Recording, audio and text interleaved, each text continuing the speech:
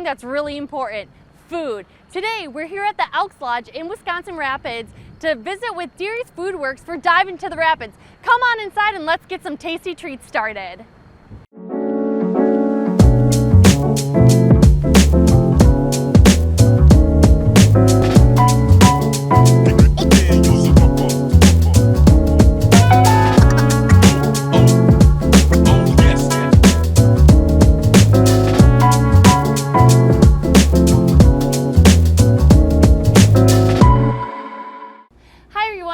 Whitehead here with Dive into the Rapids. I'm here at the Elks Lodge in Wisconsin Rapids with Tom Derrie for Derrie's Foodworks. Thank you, Tom, so much for being here for Dive into the Rapids. So you are the owner of Derrie's Foodworks, which is here at the Elks Lodge in Wisconsin Rapids. Why don't you tell me a little bit about how you got started? Well, me and my wife Sarah decided about a year back, we were talking about starting our own catering company. We'd kind of kicked it back and forth. I've been cooking for about 25 years and running a lot of local restaurants as the head chef and doing things like that for a very long time. So we'd kind of been talking about what we'd like to do if we ever started our own business. And part of what we decided to do when we started our own business was we were really looking at a food truck initially, which is kind of where the name Derrie's Foodworks comes from, because when we started a food truck, we didn't just want to be one thing. We wanted to do all sorts of different things, whether it be like kind of the fair foodie fun stuff like hot dogs and cheese curds and corn dogs and things like that. But we also wanted to do a wide array of things where if we went to an event or a festival, we weren't roped in like a lot of places have a barbecue truck or a taco truck or a burger truck. We wanted to be able to be versatile and do all those things. So that's where the Foodworks part of it came in. That's great and fantastic. So I know you have a lot of catering experience. Why don't you tell us a little bit about the experiences you had working for other facilities and things like that? So tell us a little bit about your history. I started out working in small mom and pop restaurants, fast food, a small mom and pop restaurant. And then I kind of made the progression to bigger facilities, Hotel Mead here in town, other bigger facilities. As I went to culinary school, I worked at a pretty big facility in the Twin Cities. And then anywhere that I worked basically had a banquet hall that could accommodate at least 300 to a couple thousand people, depending on the size of the property we were at. So my catering experience was good at those facilities. And most recently being at Bullseye, we could do weddings around 300 there. COVID time, it's been a little less. And then the Hotel Mead, we could do quite a few. The Plaza in Wausau, huge amounts of numbers.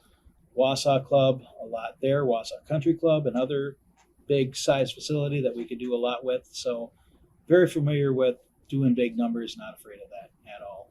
Great. I know you're very versatile, which actually leads me to what's right here in front of me is your menu coming up. So let's talk a little bit about your menu here. Well, what's going on with this menu currently is it's a lot of the stuff we've taken out with us during the summer that we did that was successful when we were out doing lunch by the river or just doing some of our events out at Lake Camelot Lodge. Different things we're trying, different things we run on bingo night, a few things just to give a nice variety and things that people around Rapids seem to like, and some fun and inventive things. I see cheese curds is on there, which everybody loves cheese curds, but the cheese curds is a big one, big hit. So we do those pretty decently. And then we have some sauceless hot wings that are very popular. One of my good friends, who is one of the canine officers for Wood County, I usually call them Jimmy Wings. I kind of name them after him because usually when we get together, we eat about a pound of them. That's fantastic. And then some other fun stuff. We wanted to have it to be a versatile menu. We don't just want the same old, but we also want to keep the creativity thing to it. We don't want it to just be, this is what we have, and be very cookie cutter. So a lot of the stuff is very basic stuff, but it's done fun and it's done fresh. So you'll see on there we have pizzas, we have caprese grilled cheese, which is like pesto grilled cheese with fresh mozzarella and tomato. Vegetarian friendly. Vegetarian Right up friendly, my alley, right? Up your alley, right. Cubanos, we've taken those everywhere, which is pulled pork. Burgers, we're doing smash burgers only because I've been doing a lot of them and they're fun and they look good. And I think people are more interested in that home style look and flavor when you're doing it now. Getting onto it, we have some pastas that we have on the menu as well. And also we're doing some fun little featurette things as well. And then our Friday fish fry menu is on there as well. Yeah, so let's talk about your little featured meals, because Yes. that's one of the really popular things that I think uniqueness that you bring not only to the catering industry, but you also bring to the central Wisconsin area within Wisconsin Rapids. Let's talk about Cajun night, all right? Cajun I night. hear so many Cajun good night. things about that, so let's talk about Cajun. Cajun night is a fun night. We do it the fourth Tuesday of every month. I had been doing it a little bit more and a little bit less just because we've been on our busy summer season. But every Cajun night, we basically run a Cajun menu. I make Cajun popcorn, which is breaded tail meat pieces. And then we make a remoulade for dipping. We do usually a crawdad boil. And that usually has the potatoes, corn, sausage, shrimp, and then of course crawdads in there. And it's a pretty impressive little platter we do for that. So it's a good full meal. We also do a Cajun pasta. And for dessert, one of the things that are famous for in Cajun food is the beignets from New Orleans. I make our batter from scratch for those. It's not Bisquick cut out of a can. It's actually a process where it has to sit and ferment for a couple hours and rise, and it ends up being good. The only thing I do different on those than you would see in like Cafe Du Monde or something like that is instead of rolling them out, I just quenelle them and drop them into the fryer. So they end up still being puffy and still being big, but they are fantastic. Yeah, I hear lots of good things about the desserts and all the rest of the meals. So why don't we talk a little bit about maybe some of your other accent items? What are some other things that you're doing that's different? I know you're working on this new menu. Yes. So why don't we talk about catering, right? Because that's a big Catering component. is a big component to what we do, and that's kind of where we're taking the direction of the business more is as we've gotten off of the road for the summer. Now we're back into doing a lot of the things like we are a wedding venue here. We also do funeral lunches and things like that, business lunches. So we're trying to get some of those things squared away and out of the way. Whether you're just looking for like trays for an event you're doing, or you want to do a smaller d'oeuvre party, we have different things for that. We have, if you're looking for a big meal, we can do a 1-item buffet, a 2-item buffet, a 3-item buffet, or stations with different options and offerings. We do everything from the traditional deviled eggs, ham rolls, shrimp cocktail, all the little things to some really fun, creative appetizers. Yeah, let's talk about, or let's look at, where was that tasty little thing that I was very excited about? Apple bourbon brie bites. Yeah. Talk about uniqueness. I haven't heard, I've heard of those, but not had them. So I'm pretty excited to attend an event that has those. Yeah, it's a fun little thing. Just it's the puff pastry dough, basically a baked brie with an apple bourbon sauce that we make in-house. And we stuff that in the center and we wrap that up and bake it in the puff pastry.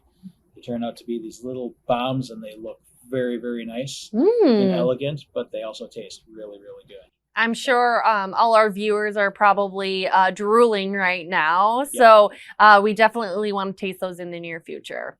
Very soon, very soon. We still have to have one of our open house events, so we may put those on for that. That'd be a good little treat. Great. Derrie Foodworks is currently located in the Elks Lodge. Why don't you talk to us about your partnership and how that works for your catering business?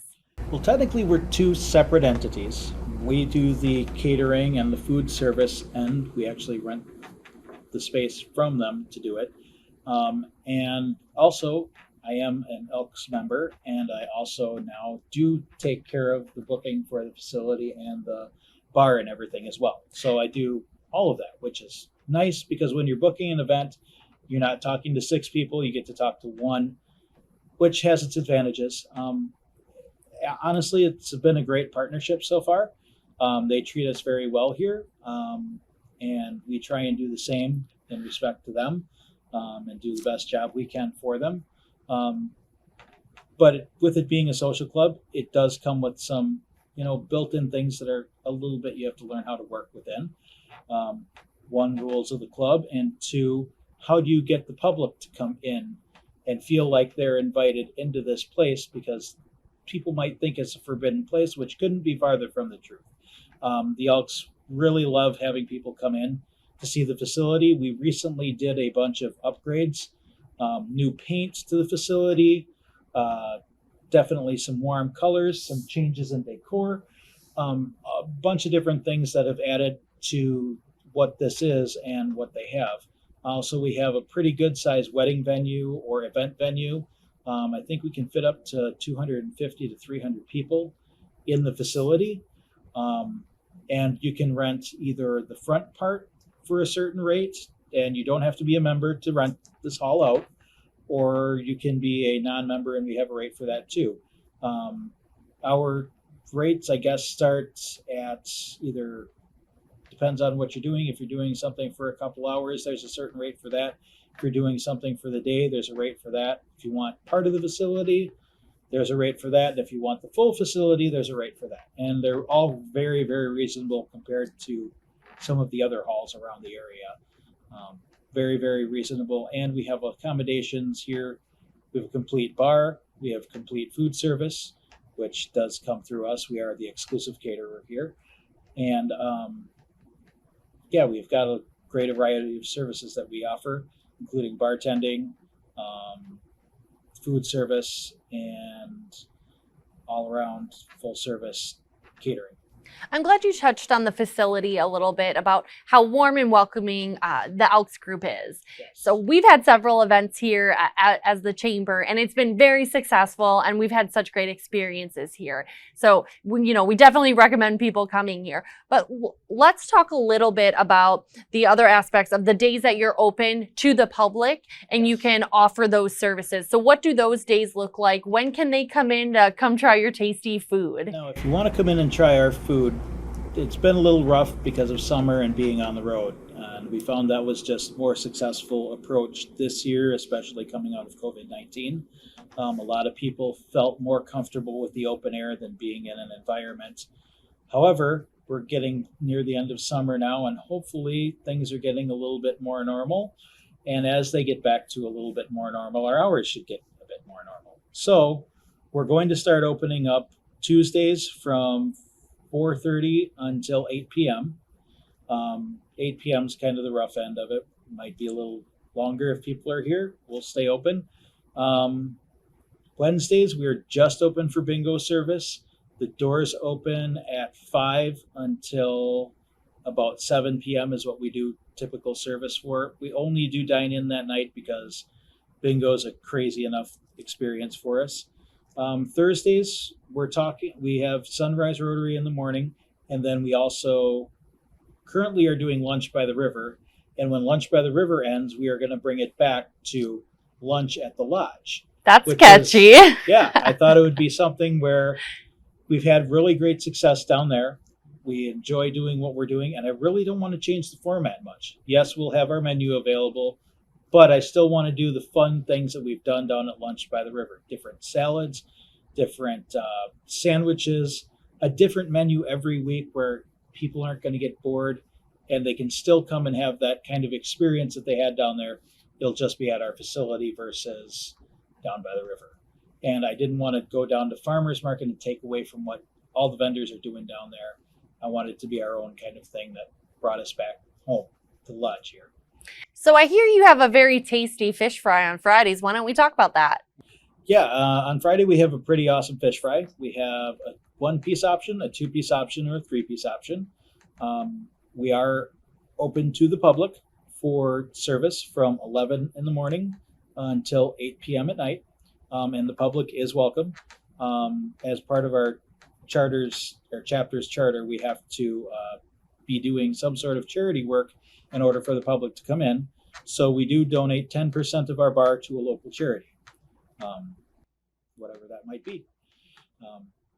And that's fantastic. You guys can give back that way. Yes, and we try and keep it very local and inside the community, so it's good.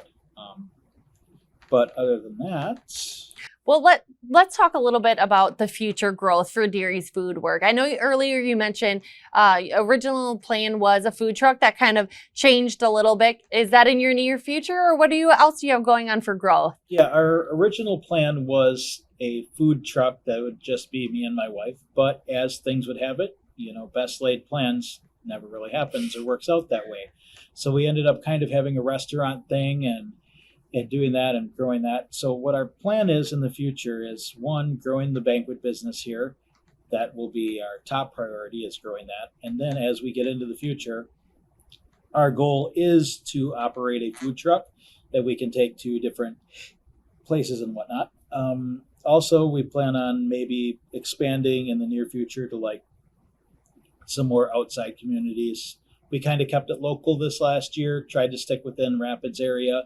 We'd like to expand it a little farther out into Rome, Nakusa, maybe Plover, Stevens Point area as well, and kind of keep growing at the rate we have, which has been pretty steady growth. Yeah, I see you have some more employees coming in here, which is fantastic. Yep. So how do people find you and find your menu and learn what maybe events you're going to be at or what opportunities you have available for catering services? The best way to find us is on Facebook. We are very active on there. We have a pretty good presence.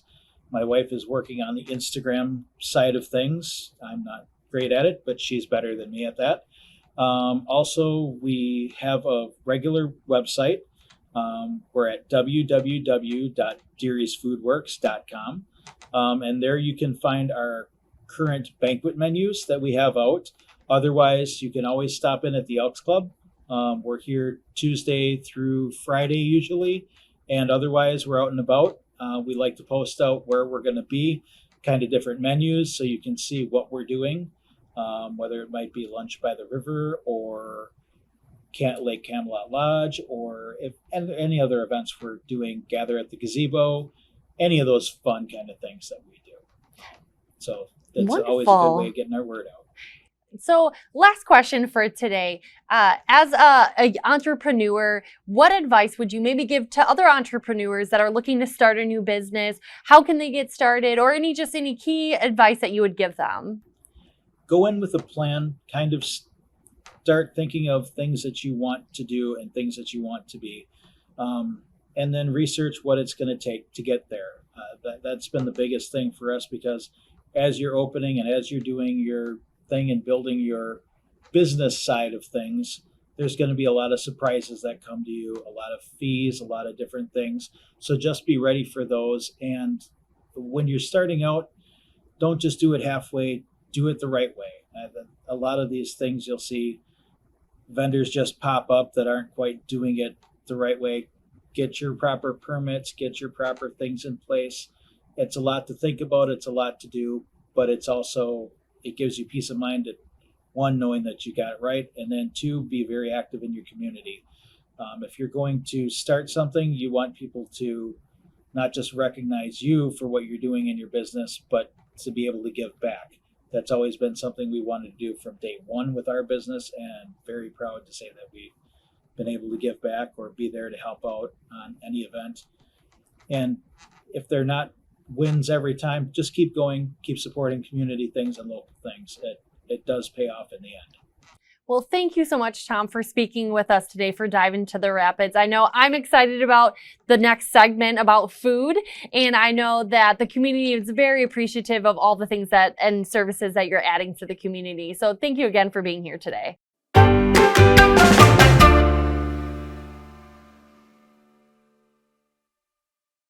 Catering has a rich history dating back to the 14th millennium BC in China. Officially, the ancient Greeks made catering a trade by offering services at their inn and hostels, which lasted well into the Roman Empire. Throughout centuries, catering was primary for feasts and banquets for kings and queens. But of course, we all have that accessibility today. Even today, many restaurants and organizations have also begun adding catering departments into their business model to enhance their brand. So all those local restaurants, they may be catering, so you better check that out. Today, when you seek out legitimate catering companies to provide food for your event, they will usually provide more than just catering. It's about the service and experience that you'll have with your food, from your wait staff to that finished product while you're eating that food. In 1840, Robert Bogle is known as the originator for catering. He made it possible for industries to personalize what they wanted catering to be. Many catering businesses began to partner and combine themselves with local restaurants. In 1930, around this time, catering businesses started to simplify their menus in order to ration food for supplies for World War II. During that time of the war, catering was a great way for people to stay in business when all other jobs weren't available or accessible.